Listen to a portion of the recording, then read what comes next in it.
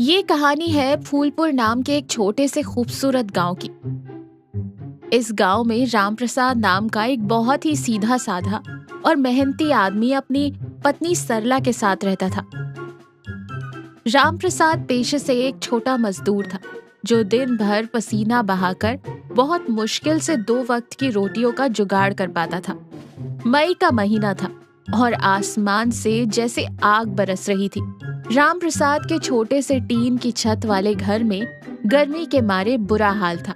रामप्रसाद और सरला एक हाथ वाले पंखे से हवा कर रहे थे। दोनों पसीने से लथपथ थे। अरे ओ जी, ये घर है या तंदूर? सुबह से पसीना पोंछ पोंछ कर मेरे हाथों में दर्द हो गया है। ऐसा लग रहा है जैसे पिछले जन्म में मैं कोई पापड़ थी जो भगवान मुझे इस जन्म में सेक रहा है। अरे भाग्यवान, थोड़ा सब्र रख, गर्मी से अपना दिमाग मत उबाल। वैसे भी गरीब की किस्मत और जेठ की दोपहरी दोनों एक बराबर ही गर्म होती है। आज मैं शहर जा रहा हूँ। सेठ की मजदूरी के कुछ पैसे मिले हैं। एक पुराना कूलर तो ले ही आऊंगा। कूलर? मुझे तो लगता है वहाँ से भी कोई टूटा हुआ मटका ही उठा लाएंगे। जल्दी जाइए और कुछ ठंडी हवा का जुगाड़ लेकर ही लौटिएगा। रामप्रसाद शहर पहुँचता है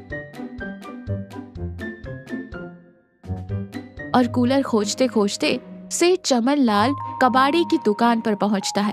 वहां 6 बड़े बड़े अजीब सी शक्ल वाले एसी रखे हुए थे। अरे रामप्रसाद, आ गया तू? देख भाई, ये 6 एसी किसी पुराने राजा महाराजा के खंडहर से निकले हैं। मेरे तो किसी काम के नहीं, बस जगह घेर रहे हैं। तू एक काम कर, अपनी 500 रुपए की मजदूरी मुझे मत दे और ये 6 के 6 डब्बे अपने घर ले जा। अरे सेठ जी, 6 एसी? मेरा छोटा सा घर है या कोई बारात घर? और 500 रुपए में 6 एसी? पक्का ये अंदर से खाली होंगे और इनमें चूहे कबड्डी खेल रहे होंगे। अरे ले जा यार, तेरे घर की टीन की दीवारें मजबूत हैं। 3 बाईं तरफ टांग देना और 3 दाईं तरफ।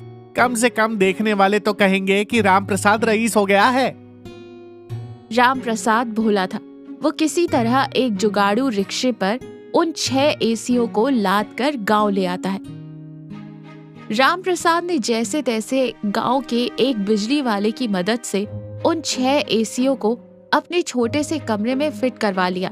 3 एसी बाई दीवार पर और ठीक उसके सामने 3 एसी दाई दीवार पर। अब वो कमरा कम और कोई इलेक्ट्रॉनिक्स की दुकान ज्यादा लग रहा था। हे भगवान, मैंने कूलर मंगाया था और ये आदमी 6 कबाड़ के डब्बे ले आया। अब क्या हम इन डब्बों के अंदर बैठकर सोएंगे? अरे सरला, तू बस देखती जा। अभी मैं स्विच ऑन करता हूँ। अगर इनमें से एक ने भी हवा दे दी तो अपनी तो शिमला वाली फीलिंग पक्की। रामप्रसाद भगवान का नाम लेकर मेन स्विच ऑन करता है। तभी एक चमत्कार होता है। मशीनों में से अजीब सी गुन-गुन की आवाज आती है। पहला एसी अचानक चालू होता है और उसमें से बर्फ जैसी ठंडी और खुशबूदार हवा आने लगती है। कमरा 2 मिनट में कश्मीर बन जाता है। दूसरा एसी, उसमें से टन की आवाज आती है और नीचे से एक प्लेट में गर्मा गर्म समोसे, गुलाब जामुन, चिकन बिरयानी और मटन बिरयानी की थाली आकर गिरती है।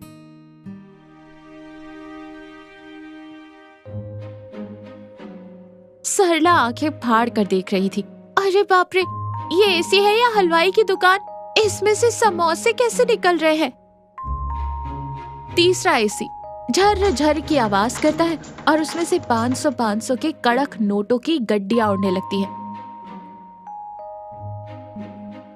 चौथा छन्न की आवाज के साथ शुद्ध चांदी के सिक्के बरसाने लगता है।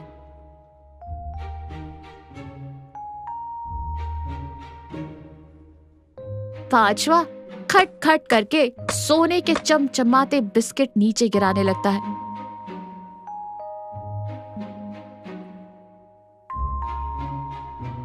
और आखिरी, उसमें से छोटे छोटे नीले और सफेद चमकते हुए असली हीरे टपकने लगते हैं।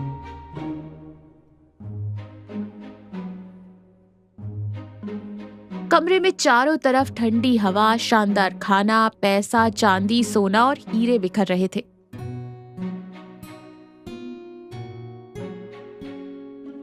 सरला, मुझे चिकोटी काट, कहीं मैं गर्मी के मारे कोमा में तो नहीं चला गया हूँ। सरला खुशी से रोते हुए राम प्रसाद को जोर से चिकोटी काटती है।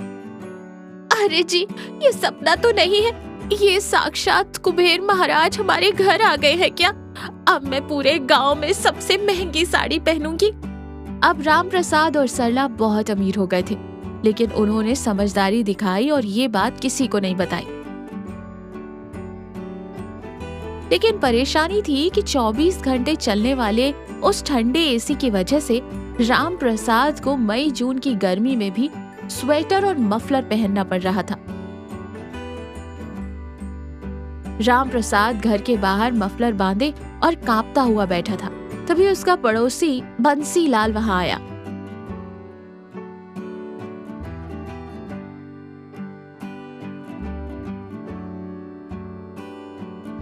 अरे रामप्रसाद भैया, इस चिलचिलाती धूप में मफलर और ऊनी टोपी, दिमाग का दही हो गया है क्या?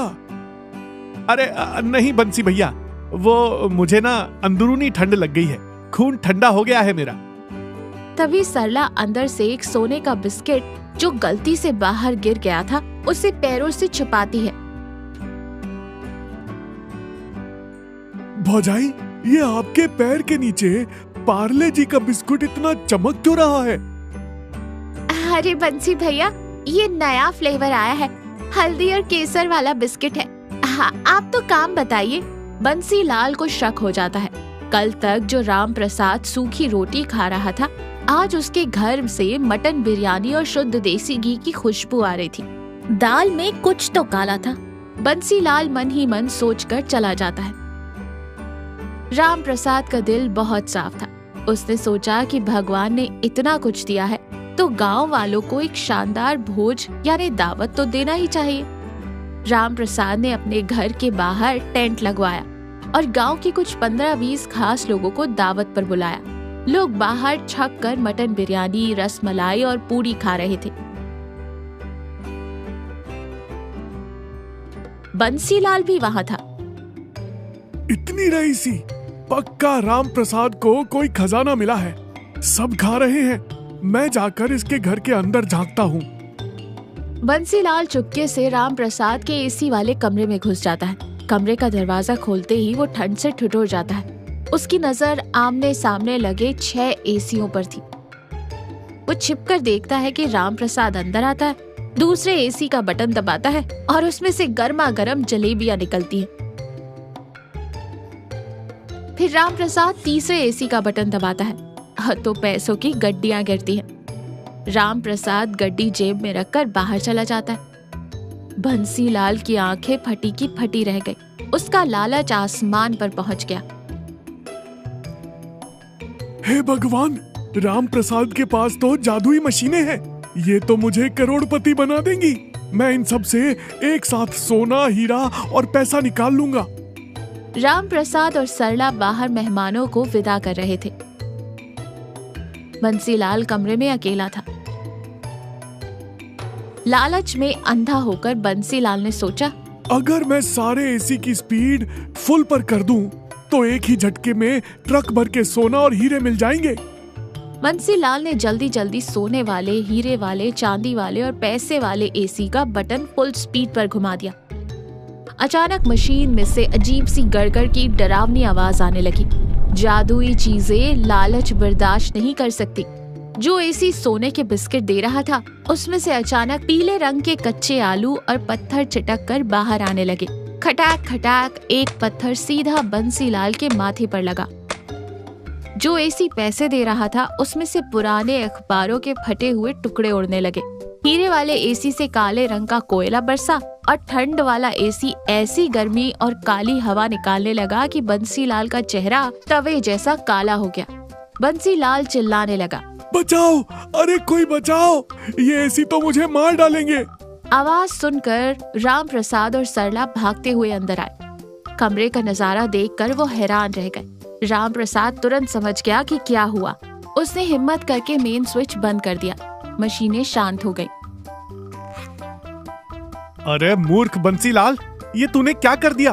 तूने इन जादुई मशीनों पर अपने लालच की बुरी नजर डाल दी। जादुई चीजें इंसान की जरूरत पूरी कर सकती हैं, उसका लालच नहीं।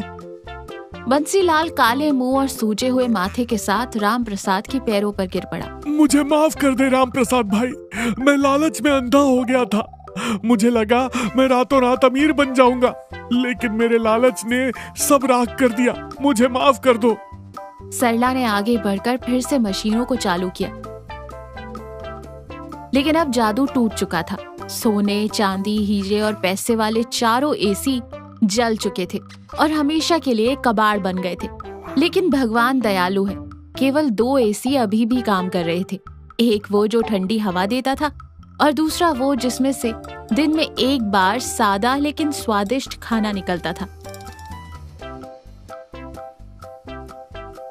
जो हुआ अच्छा ही हुआ।